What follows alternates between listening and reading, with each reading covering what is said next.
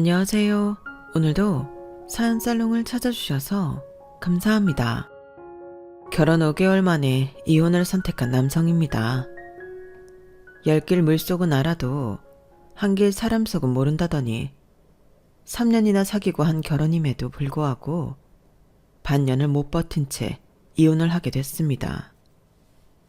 주변에선 섣부른 결정이 아닌가 걱정들을 하시는데 저는 그렇게 생각하지 않아요. 물론 바쁜 시간을 내서 결혼식에 참석해 주신 분들께는 면목 없는 일이긴 하지만 그렇다고 끝이 보이는 결혼 생활을 이어갈 필요는 없다고 생각하거든요. 제가 이혼 얘기를 꺼냈을 때 아내는 울면서 제게 매달렸어요. 예전 같으면 아내의 눈물에 마음이 약해질 법도 했지만 짧은 결혼 기간 내내 아내한테 하도 질린 터라 그 눈물이 곱게 보이지 않더라고요. 마치 악어의 눈물 같았거든요. 그러니 어쩌겠어요. 조금이라도 미워하는 마음이 덜할 때 깔끔하게 헤어지는 게 낫죠. 혹시 지금 결혼을 생각하고 계신 분들이 있다면 제 얘기에 귀 기울여 주셨으면 합니다. 반면교사라고 저희 결혼 실패담을 통해 여러분들은 더 나은 선택을 할 수 있었으면 하거든요. 저희 부모님은 배운 것도 없고 가진 것도 없는 분들이셨어요. 정말 밑바닥에서부터 시작해 지금의 부를 이루신 분들이니까요. 저희 아버지는 돌도 되기 전에 친척집에 양자로 보내졌어요. 그 사실을 까맣게 모르고 있다가 12살이 되고서야 알게 되었고요. 그날도 평소처럼 친구들과 학교에서 공차기를 하고 해질 무렵에야 집으로 돌아왔는데 대문 앞에 허름한 차림의 아주머니가 앉아 계시더래요. 누구시냐고 물었지만 아주머니는 질문에는 대답도 않고 되려 저희 아버지 이름을 물어보셨다더군요. 그래서 이름을 알려드렸더니 저희 아버지 손을 잡고는 한참을 우시더래요. 별 희한한 아주머니가 다 있구나 생각하곤 얼른 집으로 뛰어들어갔는데 그 얘기를 전해 들은 할머니가 한 걸음에 대문 밖으로 달려나가셨대요. 하지만 아주머니는 이미 사라지고 난 뒤였죠. 그리고 그날 밤 아버지는 부모님을 통해 믿기 힘든 얘기를 듣게 된 거예요. 자신이 부모님의 친자식이 아닌 양자라는 사실을요. 너희 집엔 너 위로 자식이 5이나 있었단다. 살림이 궁색해서 입 하나 줄이는 것도 큰 도움이 되는 형편이었지. 우리 집은 너도 알다시피 딸만 3단이니? 그래서 너희 부모가 먼 친척벌 되는 우리 집으로 널 보낸 거란다. 죽는 날까지 연락 않겠다고 약속하더니 이제 와서 널 찾아온 이유가 뭔지 궁금하지만 그래도 이거 하나만은 똑똑히 알아둬라. 넌 우리 자식이다. 비록 네 엄마가 배 아파 낳은 자식은 아니지만 그래도 우리는 단 한순간도 널 남의 자식이라고 생각한 적 없어. 애비 말 무슨 뜻인지 알겠지? 당시엔 가난 때문에 자식을 잘 사는 친척집으로 보내는 집들이 종종 있었던가 봐요. 저희 아버지도 그중 하나였고요. 품에 안고 배골리는 것보다는 남의 집에 보내더라도 삼시세끼 배부르게 먹고 사는 게 낫겠다고 생각해 한 선택이었겠지만 부모한테 버려진 저희 아버지 마음은 그렇지 않았나 봐요. 비록 가난 때문이라고는 해도 자식을 남의 집에 보내놓고 지금까지 연락 한 번 없었던 부모님을 쉽게 용서할 수가 없었대요. 그래서 가슴 한 구석에 친부모에 대한 미움을 키우게 되었죠. 하지만 사람 마음이 그렇잖아요. 모르면 모를까 자신에게 친부모가 있다는 사실을 알고 어떻게 없었던 일인 것처럼 살겠어요. 말로는 밉다고 해도 막연한 그리움이 생기는 건 어쩔 수 없는 거겠죠. 그래서 친모가 다녀가고 몇 년 뒤 부모님을 졸라 친부모님이 사는 곳을 찾아갔대요. 내심 부모님과 형제들이 자신을 반겨줄 거라고 기대했었는데 막상 본가에 가보니 아무도 자신을 반기지 않더래요. 오히려 아들을 찾아간 아내 탓을 하시더라네요. 하여간에 여편네 하는 짓하군. 거긴 뭐하러 찾아가서 분란을 일으켜. 네 애미 찾아온 거라면 소용없다. 이미 세상 떠나고 없는 사람이야. 그러니 혹여 땀만 품을 생각 말고 그 집에서 살 생각이나 해. 근데 넌 부모 찾아온 놈이 빈손으로 왔다냐? 그쪽 집에서 너 여기 간다니까 뭐 챙겨준 건 없고. 그런 거 없습니다. 에라이, 하여간에 있는 것들이 더 야박하다니까. 저리 비켜라. 길 막고 서 있지 말고. 10수년 만에 처음 만난 친부는 매정하게도 저희 아버지를 밀치고 밭으로 나가버리셨고 자신과 이목구비가 비슷한 두 형과 누나는 저희 아버지를 멀뚱멀뚱 쳐다보기만 할 뿐 멀리서 온 동생한테 물 한 잔도 내주지 않고 홀대했다고 하더군요. 그날 나는 내 손으로 부모도 버리고 형제도 버렸다. 10수년 만에 찾아온 아들한테 빈손으로 왔냐고 묻는 아버지가 세상에 어딨냐?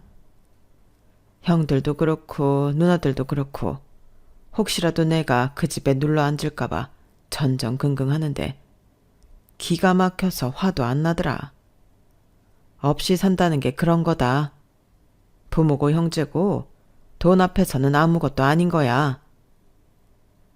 그날도 너무도 큰 상처를 입은 아버지는 집으로 돌아온 뒤 고등학교 진학도 포기하고 돈벌이에 나섰어요.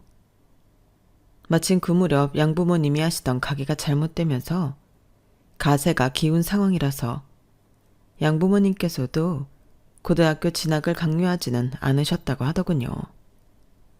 그렇다고 저희 아버지가 가족을 부양해야 할 정도로 집이 힘든 건 아니어서 생계에 대한 부담을 갖지는 않았대요. 그러다가 18에 홀로 서울로 상경하면서부터 생계에 대한 고민을 하게 되신 거죠. 가진 것도 없고 배운 것도 없으니 일자리 구하는 것도 힘들고 하루 벌어 하루 사는 생활이 이어지면서 점점 더 악에 받쳐 살게 되었죠. 짜장면 배달부터 신문 배달, 공사판 막노동과 도배, 장판, 이삿짐 나르는 일까지 정말 안 해본 일이 없이 돈 주는 일이라면 뭐든 하고 사셨어요. 그런 탓에 저희 아버지는 지금도 손에 지문이 없을 정도예요. 제가 취직을 하고 얼마 안 됐을 무렵 하루는 아버지가 그러시더라고요. 얘 상훈아, 유럽으로 여행 가려면 돈 많이 든다니? 스위스랑 프랑스 가려면 꽤 많이 들겠지? 아니다. 돈이 얼마가 들든 상관없다. 기왕 가는 거 프랑스도 가고 스위스도 가고 독일이랑 이탈리아도 다 가자. 아버지가 돈은 얼마든지 줄 테니까 네가 여행사에 한번 알아봐라. 이참에 우리 세 식구 해외로 콧바람 쐬러 나가자꾸나. 내가 돈이 없어서 지금까지 여행 한번 안 간 줄 아냐? 나도 돈 쓸 땐 쓰는 놈이다 이거야. 뜬금없이 유럽 여행을 떠나자는 아버님 말씀에 어머니도 저도 놀라서 눈만 꿈뻑였어요. 그도 그럴 게 그동안 저희 아버지는 돈을 모으는 데만 급급했지 좀처럼 쓸 줄을 모르는 분이셨거든요. 막리를 내서 한 푼 두 푼 모은 돈을 종잣돈 삼아 일수를 놓으시고 IMF를 지나오면서 돈을 크게 불린 이후로는 부동산으로 재미를 보셨는데 그렇게 불려나간 재산이 건물 한 채와 우리 식구가 살고 있는 아파트 그리고 지금은 재개발이 되어 아파트촌으로 변한 마포에 작은 집 여러 채를 가지고 있을 만큼 많이 늘어 있었어요. 이후에는 그 집들이 수십 배 불어나서 엄청나게 큰 재산을 모을 수 있었고요. 그런데도 늘상 어머니한테 먹는 거 입는 거로 스트레스를 주곤 하셨죠. 우리가 언제부터 경기미를 먹고 살았다고 그 비싼 쌀을 사다 날라. 그리고 전기세는 또 왜 이렇게 많이 나오는 거야? 안 쓰는 전기 제품은 코드 뽑아놓으라고 했잖아. 아유, 물은 또 얼마나 펑펑 써대는지 수도세 나오는 거 좀 봐. 이러니 내가 잔소리를 안 할 수 있겠냐고. 누가 보면 저희 어머니가 꽤나 사치를 부리며 살림을 엉망으로 하시는 분으로 알겠지만 실상은 그렇지 않았어요. 어머니 역시 없는 집에서 자라 돈을 모으는 건 잘해도 쓸 줄은 모르는 분이셨거든요. 그런데도 아버지 눈에는 늘 헤프게 돈을 쓰는 사람처럼 보였던가 봐요. 아무튼 이렇게 돈 쓰는 걸 무서워하시던 아버지가 유럽 여행을 가자고 하시니 기분이 이상하더라고요. 상훈아, 네 아버지 머리가 잘못된 거 아니니? 전기세 무서워 땀을 비 오듯 흘리면서도 에어컨 한 번 안 켜는 사람이 유럽 여행이라니. 세상 참 살고 볼 일이다. 아버지가 뜬금없이 유럽 여행을 가자고 하신 건 다름 아닌 친구분들 때문이었어요. 저희 아버지랑 자주 만나시는 친구분들이 몇 분 계신데 다들 장가게나 파타야로 패키지 여행을 다녀와서는 아버지 앞에서 그렇게 자랑을 하셨던 모양이에요. 그냥 자랑만 하셨으면 될 걸 굳이 저희 아버지를 긁어대며 한 소리를 하셨던 거죠. 이놈아, 죽으면 빈손으로 갈 거 그 많은 재산 움켜쥐고 살면 뭐하냐? 네가 아무리 돈이 많아봐야 구중궁궐에 사는 거지 새끼밖에 더 돼. 하여간에 무식해서는 돈 안 쓰고 지질이 궁상만 떨 줄 알지 네가 할 줄 아는 게 뭐 있냐? 이래서 못 배운 놈들은 어디가 티가 나도 난다고 그러는 거다. 언제 돈을 써봤어야 알지. 뭐야 이놈아, 거지 새끼? 내 집에서 삼시세끼 다 먹고 사는데 내가 왜 거지야? 궁상? 궁상은 네가 궁상이지. 꼴랑 싸구려 패키지 여행 한번 다녀온 것 같고 온갖 생색은. 이놈아, 나는 마누라랑 아들 데리고 유럽으로 가려고 했어. 왜 이래? 스위스도 가고 프랑스에 가서 에펠탑도 보고 그 뭐냐 무너진 베를린 장벽도 다 보고 올 거라고. 뭘 알고 까불어야지. 아이고, 이게 또 어디서 구라를 쳐. 유럽 여행? 그게 돈이 얼만데 너 같은 구두쇠가 유럽 여행을 간다는 거냐? 그래, 어디 한번 가봐라. 이젠 하다 되도 않는 거짓말까지 다 하는 걸 보니 네 놈도 갈 때까지 다 간 모양이다. 유럽 여행은 무슨? 제주도도 한번 못 가본 놈이 네 놈이 유럽 여행을 가면 내 손에 장을 지진다. 친구분 말에 발끈한 아버지는 계획에도 없는 유럽 여행을 감행하셨고 그 덕에 어머니와 저는 꿈도 못 꾸던 유럽 구경을 하게 되었어요. 그렇게 떠나게 된 저희 가족의 첫 해외여행은 시작부터 난관에 봉착하고 말았어요. 대학 졸업할 때 방콕으로 졸업여행을 다녀온 게 해외여행의 전부인 저는 그래도 부모님 앞에서만큼은 자신 있는 척 연기를 했어요. 사실 저도 속으론 많이 떨리고 걱정이 됐는데 말이에요. 편하게 가자면 여행사 패키지로 가면 될 테지만 저도 아버지를 닮아서 그런가 그러기 싫더라고요. 불필요한 일정이 많으면서 가격만 비싼 패키지 여행을 가려니 돈이 아까웠거든요. 그래서 직접 여행 준비를 하게 되었어요. 차량을 렌트해서 직접 운전을 하면 교통비도 절감되고 가고 싶은 곳으로 이동도 수월할 것 같아서 국제 면허증도 준비하고 최대한 장거리 비행에 지치지 않도록 숙소도 고심해서 골랐어요. 그런데 여행을 떠나기 전부터 생각지도 못한 문제가 생긴 거예요. 저와 어머니는 출국 심사를 마치고 면세구역으로 나왔는데 저보다 먼저 자동 출국 심사를 받으셨던 아버지가 몇 분이 지나도 안 나오시지 뭐예요. 여권 스캔하고 지문 인식만 하면 되는 간단한 일인데 왜 이렇게 시간이 걸리나 하고 혼잣말을 하려는데 마침 아버지가 출국장 문을 열고 나오시더라고요.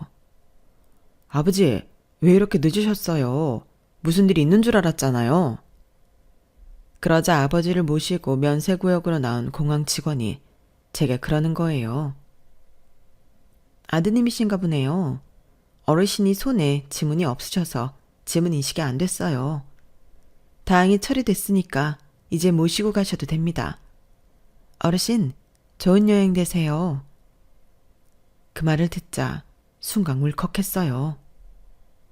내가 왜 진작 그 생각을 못했을까 싶더라고요. 우리 아버지 손엔 지문이 없다는 걸 알고 있었는데 말이죠. 아버지가 어떻게 살아오셨는지 누구보다 잘 아는 저였기에 공항 직원의 말을 그냥 흘려들을 수가 없었으니까요. 이제는 비행기 1등석도 손쉽게 탈 수 있을 정도로 많은 부를 이루셨지만 아버지의 가난은 여전히 그 손에 남아있다는 생각이 들었어요. 아버지는 자신의 창피함 치부를 들킨 사람처럼 고개를 숙인 채 말없이 걸어가셨어요. 꿈에 그리던 생애 첫 해외여행을 떠나는 순간인데 하필 그 순간 불우했던 자신의 과거를 마주한 아버지는 축 처진 어깨로 면세구역을 걸어가시는데 그 모습을 가만히 보고만 있을 수만은 없더라고요. 그래서 아버지 곁으로 달려갔어요. 야, 그동안 잘 몰랐는데 우리 아버지 정말 대단한 분이시네. 이 손 하나로 저 밑바닥에서부터 이 높은 데까지 올라오신 거잖아요. 아버지, 이 손이 그 일을 해낸 거예요. 덕분에 엄마랑 저도 아버지 따라 유럽 여행도 가고. 그러니까 아버지 손에서 사라진 지문은 그동안 열심히 잘 살았다는 의미의 훈장인 셈인 거예요. 아버지, 같은 남자로서 정말 존경합니다. 평소 무뚝뚝하던 아들이 그날따라 말이 많아진 걸 보고 아버지도 눈치채셨을 겁니다. 제가 아버지를 위로하고 있다는 사실을요. 잠시 말이 없으시던 아버지는 이내 밝은 표정으로 그러셨어요. 하긴 내가 어려서부터 손재주 하나 타고났단 소리를 듣던 놈이니까. 이 손으로 연탄도 나르고 신문도 돌리고 마장일에 도배일까지 안 해본 게 없어. 마포에 있는 그 건물도 말이야. 따지고 보면 이 손으로 죽어라 이래서 산 거란 얘기지. 지문이랑 맞받고 내 재산이야. 장하고 기특한 손이지. 그 말씀을 하시면서 아버지 눈가에 촉촉하게 눈물이 고였어요. 그동안 내가 쓰고 입고 누리던 모든 것들이 아버지의 지워진 지문에서 비롯됐다는 걸 깨닫자 그동안 괴팍하고 돈밖에 모른다고 생각했던 아버지가 다르게 보였어요. 빈말이 아니라 정말 존경하는 마음을 가지게 되었죠. 그래서 저도 아버지 못지않게 당당히 내 가정을 꾸리고 일궈 나가리라 마음먹었어요. 아내를 만난 건 이제 슬슬 나도 결혼을 해야겠다고 생각하던 즈음이었어요. 아내는 우리 회사와 거래하는 광고회사의 계약직이었는데 인물도 뛰어났지만 무엇보다 성실한 사람 같았어요. 정직원도 아니고 2년간의 계약기간이 끝나면 회사를 떠날 사람인데도 회의 때 가장 먼저 도착해서 회의 준비를 하고 사수들이 빼먹은 자료까지 자신이 꼼꼼히 챙길 정도로 열정과 센스가 돋보이는 사람이었어요.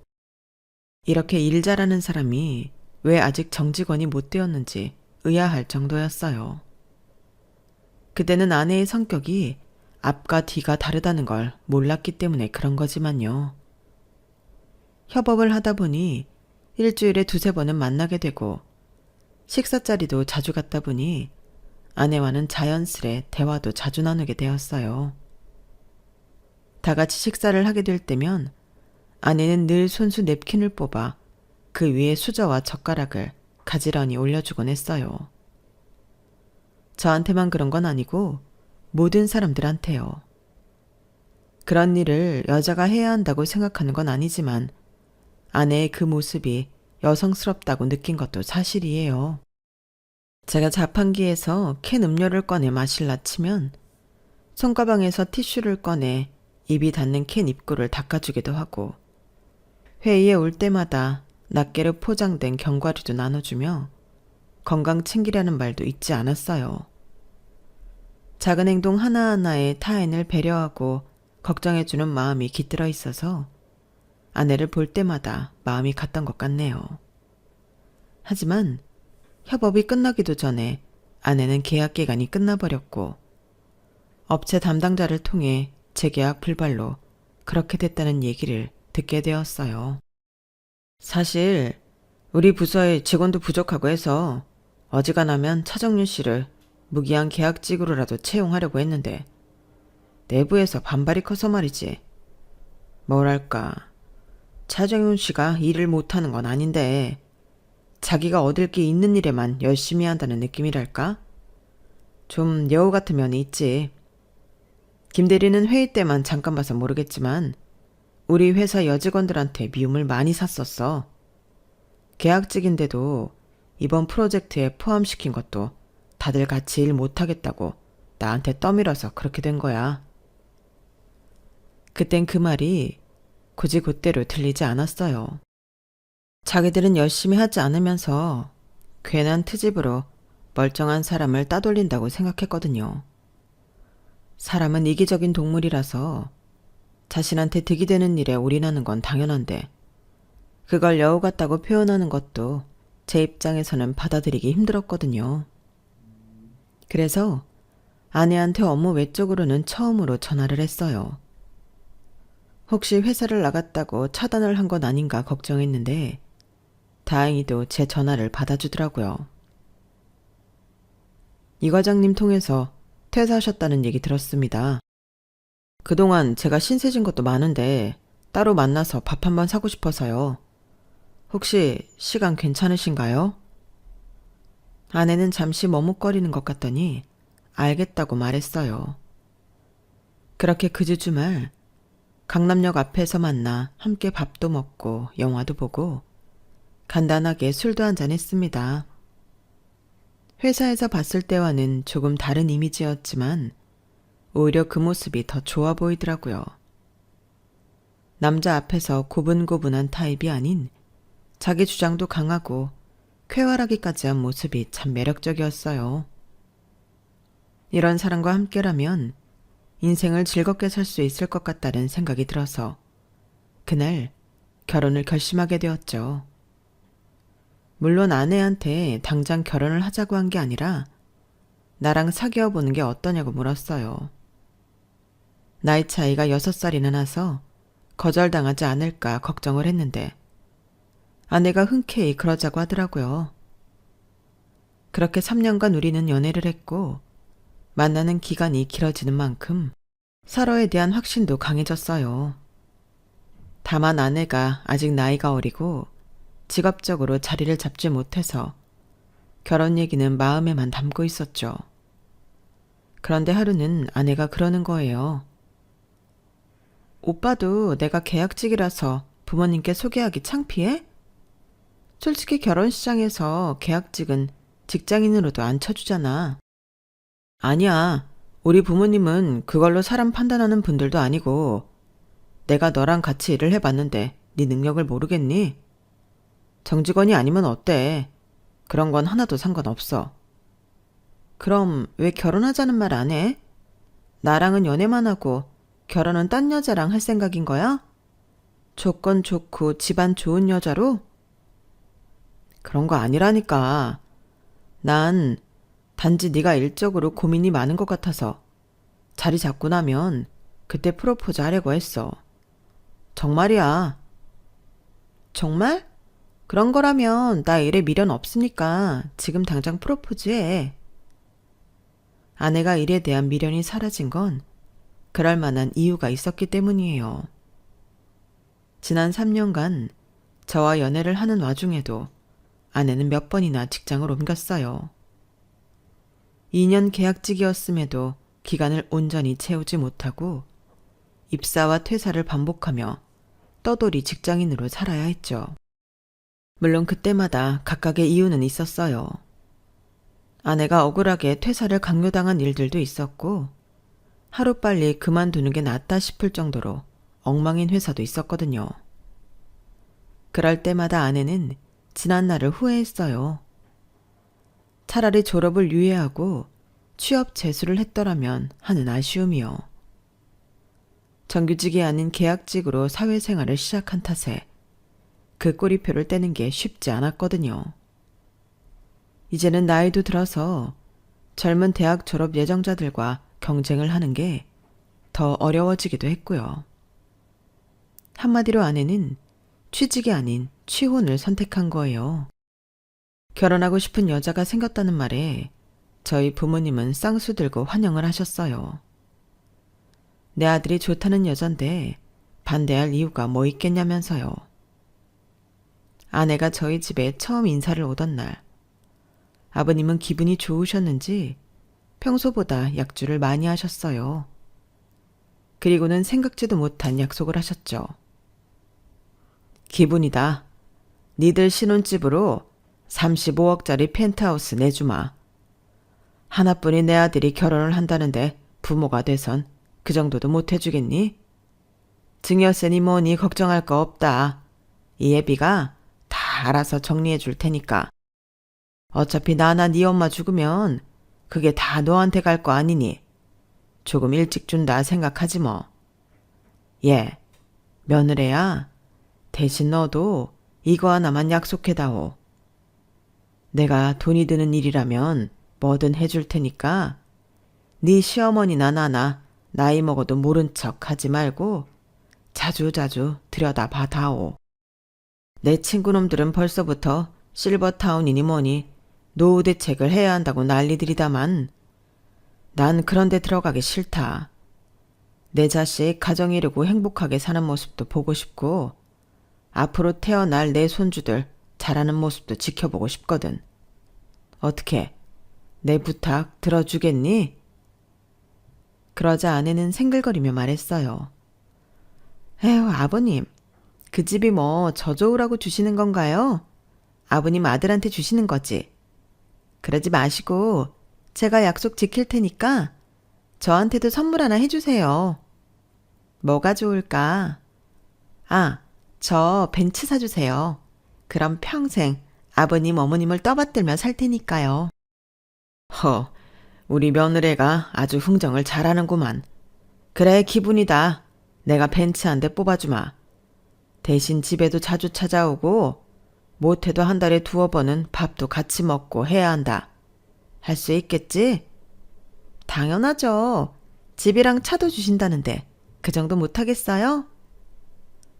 아버지가 잔뜩 취하시기도 했고 장난처럼 흘러갔던 얘기였지만 결혼식이 가까워지자 아버지는 정말 아내한테 벤츠를 뽑아주셨어요. 풀옵션으로 해서요. 벤츠키를 받아든 아내는 놀란 표정을 감추지 못했어요. 그동안 제가 아내한테 저희 아버지 재산이 어느 정도 규모인지 말한 적이 없었던 탓에 아내는 그날의 약속을 술주정 정도로 받아들인 것 같더라고요. 펜트하우스나 벤츠 정도는 아버지 재산을 생각해 볼 때 아무것도 아니란 걸 아내는 몰랐으니까요. 그렇다고 아내 앞에서 세세하게 내 부모 재산을 떠벌릴 생각은 없었어요. 마치 넉넉치 않은 처가 앞에 두고 돈 자랑을 하는 것처럼 보일까 걱정이 됐거든요. 그래도 어느 정도 눈치가 있는 사람이라면 저희 아버지 재산이 꽤 된다는 건 눈치챘을 거예요. 우리 부부는 원래 결혼식을 우리가 가진 예산에 맞는 소규모 예식장에서 하려고 했는데 그마저도 아버지께서 대신 예식장비를 내주셨거든요. 그냥 평범한 웨딩홀도 아닌 인류 호텔에서요. 예식 비용만 해도 억대가 나오는 곳이라서 저는 한사코 거절을 했지만 아버지는 완강하셨어요. 중국집 배달하면서 손님이 남기고 간 음식으로 배 채우던 김상만이가 이렇게 성공했다는 걸 보여주고 싶어 그런다. 너희 엄마가 너 낳았을 때 병원비가 없어서 내가 새벽부터 사돈의 팔종까지 찾아다니며 돈을 꾼 적이 있다. 그때 사람들이 뭐라고 했는 줄 아냐? 당장 먹고 죽을 돈도 없으면서 애는 잘도 싸질렀다고 비아냥대더라. 나는 그런 소리를 들어도 상관없다만 이제 막 세상에 태어나는 내 자식한테 그런 소리를 듣게 했다는 게 아직도 내 가슴에 비수처럼 꽂혀 있어.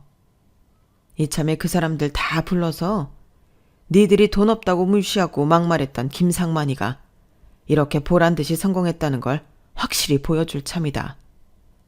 그러니 이번만큼은 애비 말 들어라.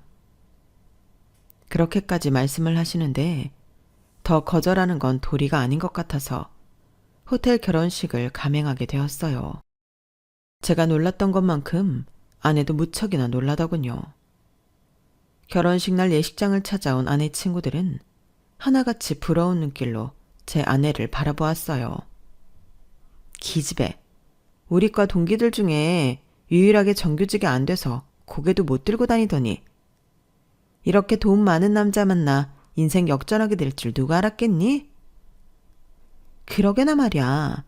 난 앞가 입구에 들어서다가 내가 연예인 결혼식장에 잘못 온 게 아닌가 했다니까.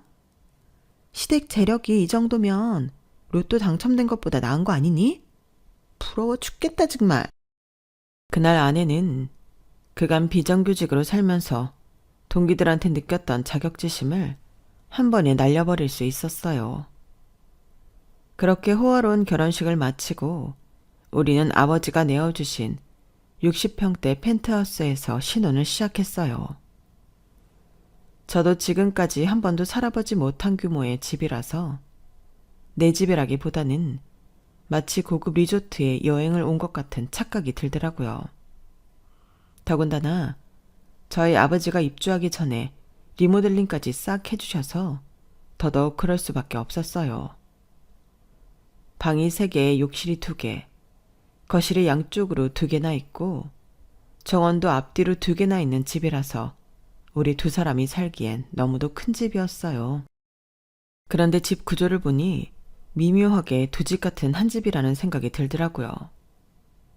중앙 통로를 기점으로 방 2개짜리 집 한 채와 방 하나짜리 집 한 채를 교묘하게 이어놓은 것 같았거든요. 아니나 다를까 결혼하고 얼마 뒤 어머니께서 그러시더라고요. 실은 그 집 리모델링 할 때 네 아버지가 일부러 그렇게 만드신 거란다. 방 2개짜리 큰 집은 니들 부부가 쓰고 나머지 방 하나짜리 한 채는 네 아버지랑 나랑 들어가 살려고 말이야. 자식 낳으면 애 방도 하나 줘야 한다고 일부러 너희가 쓸 부분은 방을 2개로 하신 거야.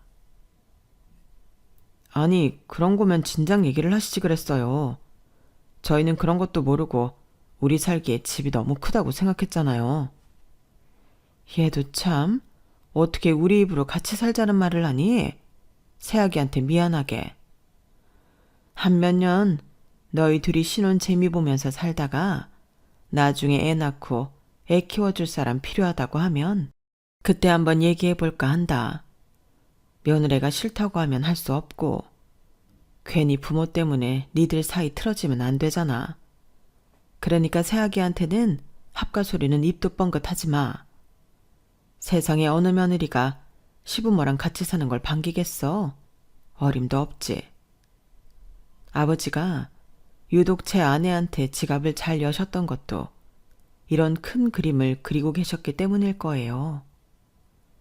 그런데 그 큰 그림이 채색도 되기 전에 일은 엉뚱한 방향으로 틀어지게 된 거예요. 결혼한 지 3개월쯤 됐을 무렵이었는데 아내가 느닷없이 저희 부모님 댁에 발걸음을 끊겠다고 폭탄 선언을 하지 뭐예요. 아니, 이번 명절에 우리 집에 안 가겠다니 그게 무슨 소리야? 무슨 소리긴 안 가겠다는 얘기지.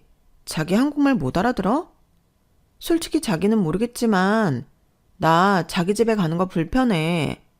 우리 갈 때마다 어머님이 반찬 싸주시는 것도 싫고 아버님이 애는 언제 가질 거냐고 묻는 것도 싫다고. 아니, 그깟 반찬 좀 받아오는 게 뭐가 그렇게 싫다고 그러는 거야. 자기가 잘 먹으니까 어머니 딴엔 생각해서 챙겨주신 건데 그 마음을 몰라서 이러는 거야? 잘 먹어? 하, 솔직히 나 자기 엄마가 해주는 음식 하나도 입에 안 맞아. 그래서 그나마 먹을 만한 거 찾아서 꾸역꾸역 먹었던 거라고. 내가 이런 말까지는 안 하려고 했는데 자기가 시작한 거니까 말은 해줄게. 자기네 예전엔 엄청 가난했다며? 그래서 그런가? 어머님이 해주시는 음식이 다 구질구질하다고 할까? 고기도 먹어본 놈이 먹는다고 못 먹고 살아서 그런가? 음식이 하나같이 좀 그래. 자기도 알잖아. 내 친정이 지금은 가세가 기울었지만 전에는 꽤 잘 살았다는 거. 나 어릴 때부터 먹는 건 최고급으로만 먹고 자랐어. 치즈도 수입 치즈만 먹었고 갈비도 늘 한우 소갈비만 먹었다고. 근데 자기 집은 아직도 돼지갈비 먹더라? 돈이 있으면 뭐래. 아직 먹고 사는데 빈곤이 덕지덕지 붙어있는걸. 가난은 버려도 몸에 밴 그 흔적은 못 지우는 거야. 그 말을 듣는데 이 여자가 정말 내가 아는 그 여자가 맞나 싶었어요. 결혼하고 불과 석 달 만에 벌어진 그 일로 저는 아내와 거리감을 느끼게 되었어요. 물론 아내는 제가 그런 생각을 하고 있다는 걸 모르는 것 같았지만요. 결혼하고 처음 맞는 명절에 시댁에 가지 않겠다는 아내를 보니 이래서 집집마다 명절만 되면 그렇게 싸우는구나 싶더라고요. 그래도 첫 명절인데 인사라도 드리고 오자고 몇 번이나 달래봤지만 아내는 요지부동이었어요. 큰소리 내고 싸우기 싫어서 결국 저만 부모님 댁으로 갔더니 부모님이 걱정 어린 표정으로 물으시더라고요. 왜? 며느리가 어디 아픈 거니? 그러지 않고서야 결혼하고 첫 명절인데 너만 혼자 보낼 리가 없잖아. 어디가 얼마나 아픈 거니? 감기 기운이 좀 있는 것 같아서 약 먹고 쉬라고 했어요. 죄송해요, 어머니. 죄송할 게 뭐 있니?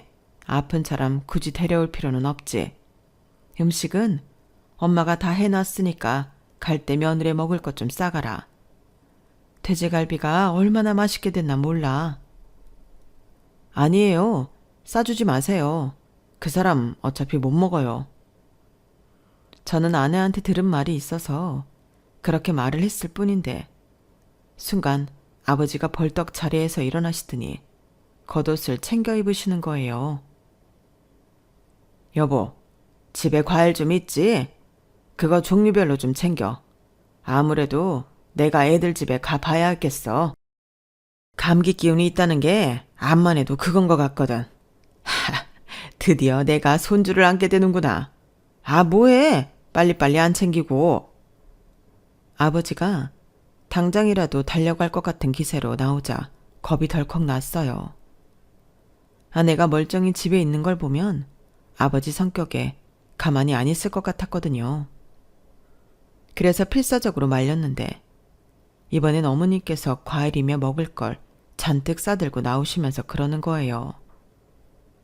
애 가졌을 땐 감기약도 조심해야 돼. 간 김에 배랑 대추 좀 넣고 푹 삶아서 먹여야겠다. 얘 뭐하니?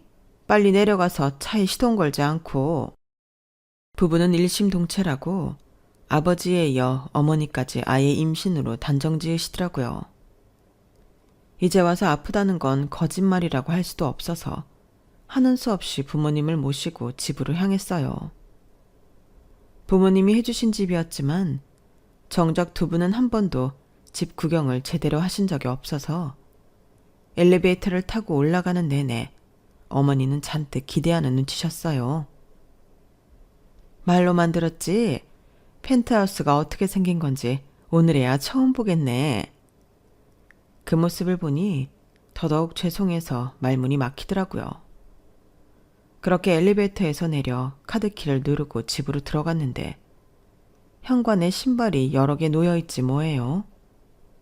집에 손님이 왔나 싶어 주변을 살피며 큰 거실 쪽으로 갔는데 장인어른이 거실 안마의자에 누워 주무시고 계시지 뭡니까.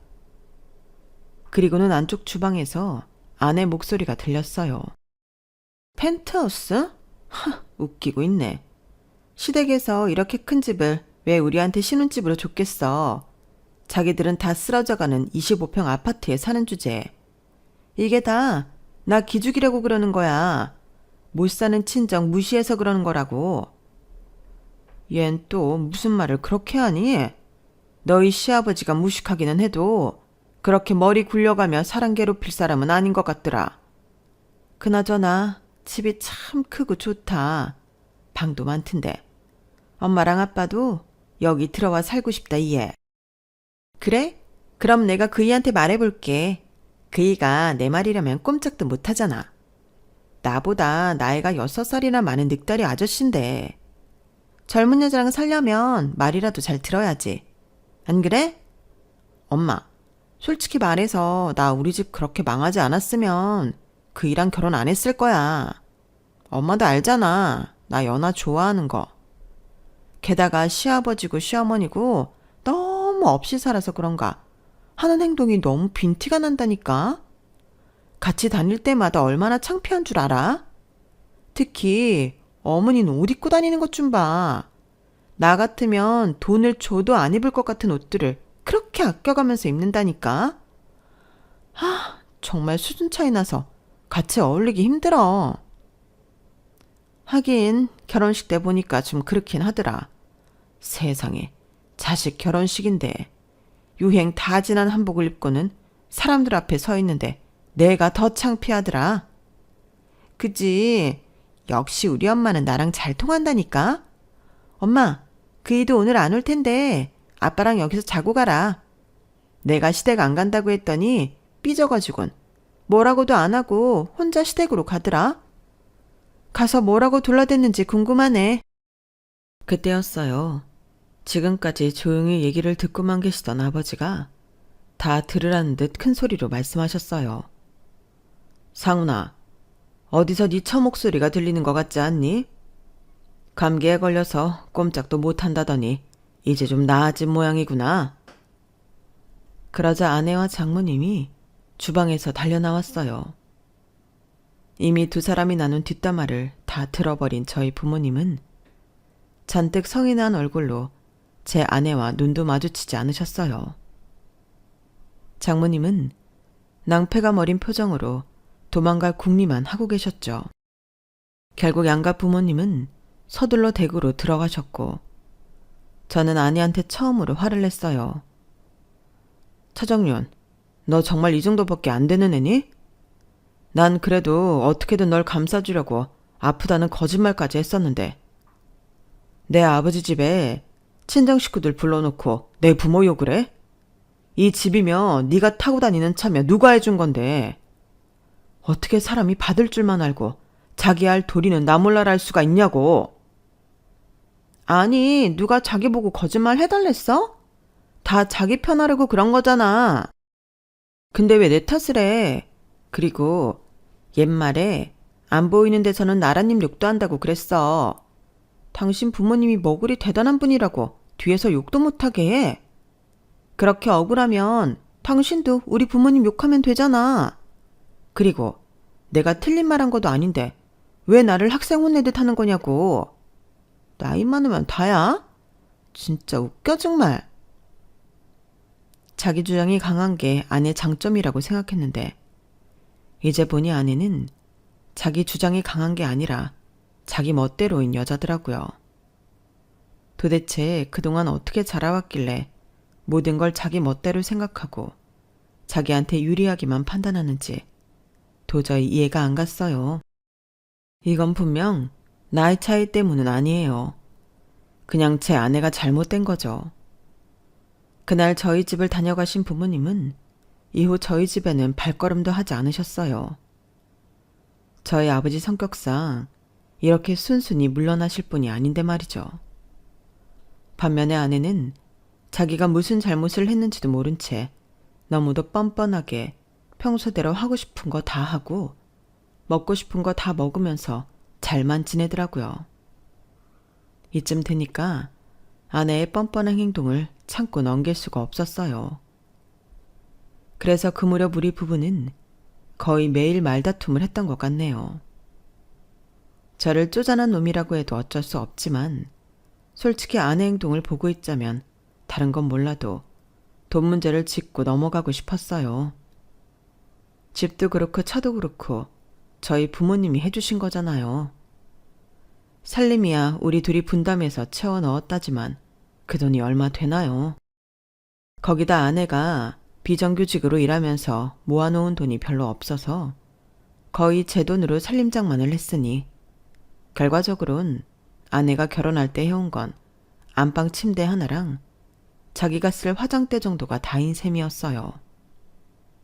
그래놓곤 큰소리만 뻥뻥 치며 자기 멋대로 살고 있으니 속에서 천불이 나는 거죠. 어지간하면 돈 문제는 거론하지 않으려고 했지만 저도 사람인지라 화가 나니까 결국엔 혼수 문제를 꺼내게 되더라고요. 당시에도 이미 마음속에선 이 여자랑 헤어지는 게 맞지 않을까 고민을 하고 있었던 터라 일부러 더 그랬는지도 모르겠어요. 당신 정말 너무한 거 아니야? 우리 결혼할 때 아버지가 이 집이랑 당신 차 해주시면서 뭐라고 그러셨어? 자주 왕래하고 전화도 자주 하라고 하셨잖아. 그런데 결혼하고 당신이 우리 집에 몇 번 찾아갔었어? 꼴랑 2번이야. 그것도 우리가 안 가면 부모님이 오시겠다고 하니까 그때서야 마지못해 갔던 거잖아. 툭 하면 어머니 전화도 안 받고 며칠 뒤에야 문자 한 통 보내는 게 다였잖아. 당신 입으로 시부모 받들고 살겠다고 하더니 이게 받들고 사는 거야? 그래놓고 명절에도 우리 집엔 안 가겠다고 버티고 자기 부모 불러서 히덕거리고 말이야. 거기다 내 부모님이 사준 집에서 우리 부모님 흉을 봐? 그래놓곤 당신이 잘못한 게 없다는 거야. 길 가는 사람들을 자꾸 물어봐. 누가 잘못한 건지. 결국엔 돈이었네. 왜 그 소리 안 나오나 했다. 당신은 그러니까 결혼할 때 처가덕 못 본 게 화나는 거잖아. 집이랑 차랑 당신 부모가 해줬다고 생색내고 싶은 거 아니냐고. 당신 진짜 치졸한 사람이다. 나이는 똥구멍으로 먹었냐? 어떻게 하는 짓이 초딩만도 못하냐? 이런 사람을 믿고 결혼한 나만 불쌍하지. 이런 식으로 아내는 뭐가 문제인지 제대로 파악조차 하지 못하는 사람이었어요. 말다툼을 하다 보면 아내는 늘 자기 생각에 따라 논점을 흐트러뜨리며 궤변을 늘어놓았죠. 툭하면 자기 부모가 해준 집이랑 차 가지고 생색내는데 따지고 보면 오히려 내가 손해라고. 당신 나이 많잖아. 그렇다고 키가 크기래 잘생기기를 해. 직장도 그저 그런 수준인데 그런 주제에 젊고 예쁜 여자랑 살려면 뭘로 만회해야겠어? 돈밖에 더 있어? 나는 내 젊음을 당신한테 내준 거고 당신은 거기에 상응하는 돈을 내는 거라고. 집을 내 명의로 해주는 것도 아니고 그렇다고 내 친정의 생활비를 대주는 것도 아니면서 무슨 생색을 그렇게 내는 건지. 그리고 말이 났으니 말인데 내가 처음부터 당신 부모님 멀리했어? 자기 부모님이 날 귀찮게 해서 그런 거잖아. 나 아직 30도 안 됐는데 볼 때마다 애는 언제 가질 거냐. 직장은 아예 그만둔 거냐. 시시콜콜 참견하고 짜증나게 했잖아. 같이 밥 먹는 문제만 해도 그래. 당신 부모님 모시고 밖에서 밥 먹을 때마다 내가 얼마나 창피했는지 알아? 몸에 냄새 다 배는데 굳이 마포까지 가서는 돼지갈비 먹자고 그러고 거기 가서도 굳이 예전에 못 살던 시절 얘기 꺼내가며 돼지갈비집 앞에 지날 때마다 그렇게 먹고 싶었는데 돈이 없어서 못 먹었다는 소리를 하는데 그렇게 궁상을 떠는 사람들 앞에서 밥이 목구멍으로 넘어가겠어? 나도 정말 참을 만큼 참은 거라고. 이래봬도 나 어릴 때부터 귀하게 자라서 한우 아니면 입에도 안 대던 사람이라고. 쪼잔한 늑다리만 나 내 인생이 이렇게 구질구질해질지 누가 알았냐고. 물론 6살 차이가 적은 차이는 아니죠. 하지만 돈을 싸들고 아내를 모시고 살아야 할 정도로 제가 못난 놈은 아닙니다. 제가 다니는 회사가 삼성, LG처럼 엄청난 대기업은 아니지만 그래도 이쪽 업계에서는 꽤 알아주는 회사거든요. 그리고 키만 해도 그래요. 아내는 툭 하면 저보고 키가 작다고 하는데 저 178입니다. 그게 어떻게 작은 키입니까? 물론 요즘 어린 친구들 중엔 180대 중후반이 되는 사람도 많으니 크다고는 못하겠지만 그래도 키로 욕을 먹을 만큼 작은 건 아니라고 생각해요. 하나하나 반박을 하고 있으려니 제가 너무 옹졸한 사람이 되는 것 같아서 참담하네요. 이렇게 우리 부부가 하루가 멀다 하고 싸움을 하는 동안 저희 부모님은 아무 말씀이 없으셨어요. 많이 실망하고 화가 나셨을 텐데 말이죠. 그러던 어느 날이었어요. 그날은 업무가 늦게 끝나서 8시 조금 넘어 집에 도착했는데 현관에 들어서자마자 집안이 시끌시끌 하더라고요. 현관까지 음식 냄새까지 풍기고 말이죠. 결혼하고 아내는 집에서 요리다운 요리를 한 적이 없었어요. 요즘에 누가 집밥을 해먹냐며 거의 매일 배달 음식을 먹거나 마트에서 반조리 식품을 사다가 밥상을 차려주곤 했거든요. 그런데 집안에 음식 냄새가 가득한 걸 보니 아내가 저와 화해하려고 나름 준비를 한 게 아닌가 싶었어요. 그래서 오늘만큼은 아내랑 얘기를 잘 풀어봐야겠다고 생각했죠. 그런데 큰 거실로 들어서자 장인어른이 안방에 의자에 앉아 계시지 뭡니까? 장모님은 주방에서 고기를 굽고 계셨고요. 그때 저와 눈이 마주친 아내는 평소와 달리 생길거리며 다가와 제 겉옷을 받아들었어요. 자기 왔어? 왜 이렇게 늦었어? 우리 엄마랑 아빠가 자기한테 할 말이 있으셔서 아까부터 기다리셨잖아. 밥 안 먹었지? 우리 엄마가 자기 주려고 한우 툭불 채끝살 사오셨어. 빨리 손만 씻고 나와. 불안불안한 마음으로 손을 씻고 나왔더니 식탁 위에 제 저녁상이 차려져 있더라고요.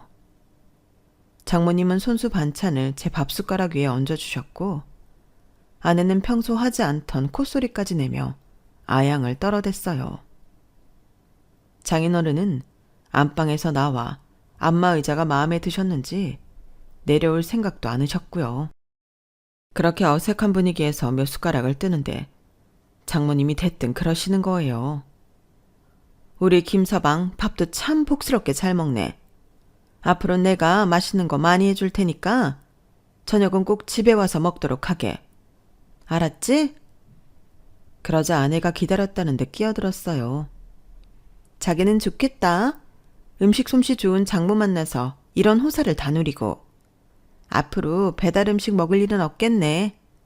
매일같이 임금님 수라상 같은 장모 밥상을 받게 됐으니 말이야.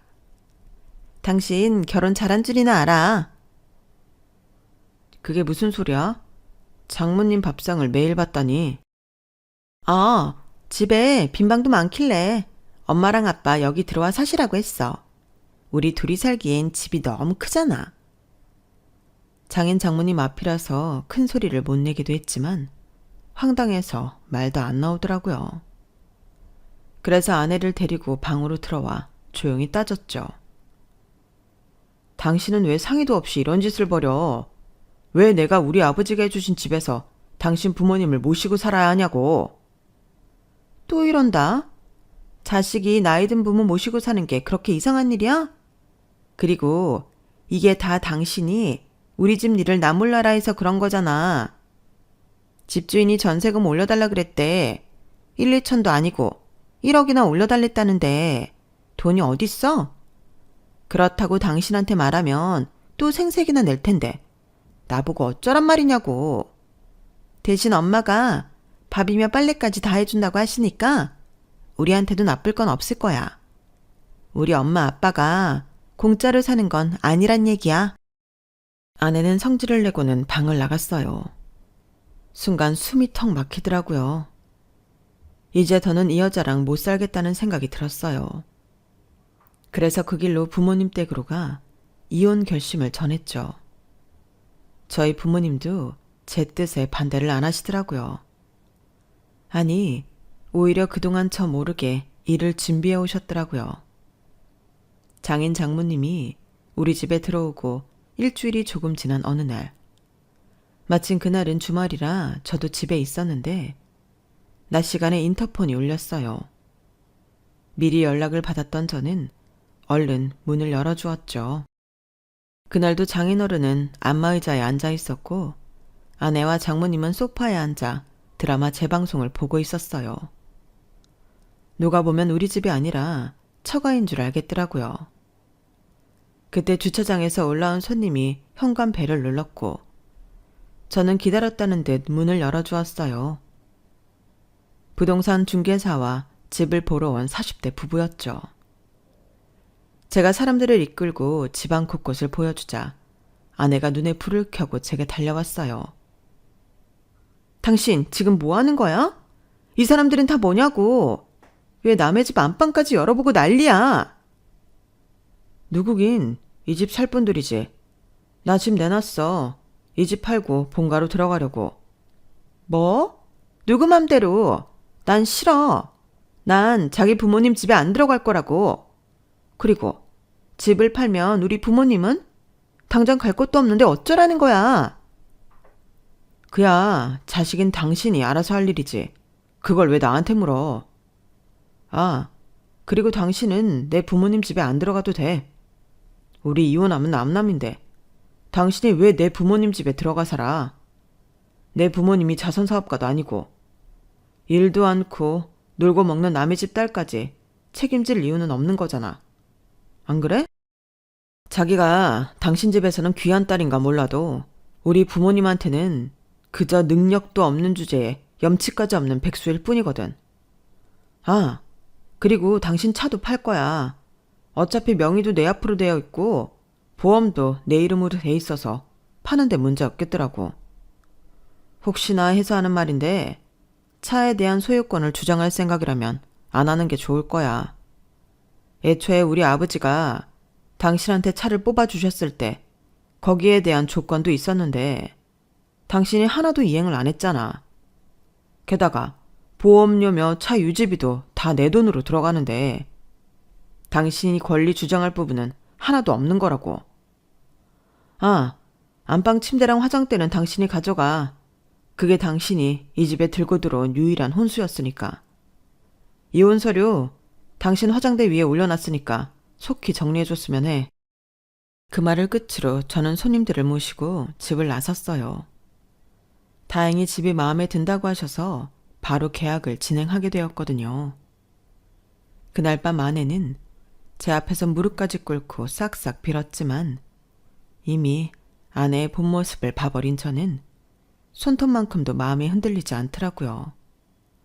그러자 자기 부모님을 대동하고 저희 부모님 집까지 찾아가 울고 짜며 저 좀 말려달라고 애원을 했던 모양이에요. 하지만 이 집을 파는 것부터 이혼 전문 변호사를 고용하는 것까지 다 저희 부모님이 준비하신 거란 얘기를 듣고는 악을 쓰고 대들며 위자료 내놓으라고 적반하장을 부리기 시작했죠.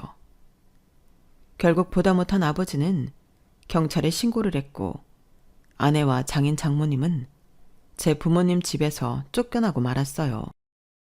불과 며칠 전까지만 해도 내 부모집에서 떵떵거리고 살던 아내와 장인 장모는 결국 월세집을 구해 나가게 되었어요. 그 정도 보증금으로는 전셋집을 구하기 어려웠던 모양이에요. 사실 작은 평수로 구했으면 못 구했을 것도 없을 텐데 그놈의 허세 때문에 큰 집 구해 가려다 보니 그렇게 된 것 같더라고요. 돈을 쓰는 사람만 있지 버는 사람도 없는 집에서 월세는 어떻게 감당할지 모르겠네요.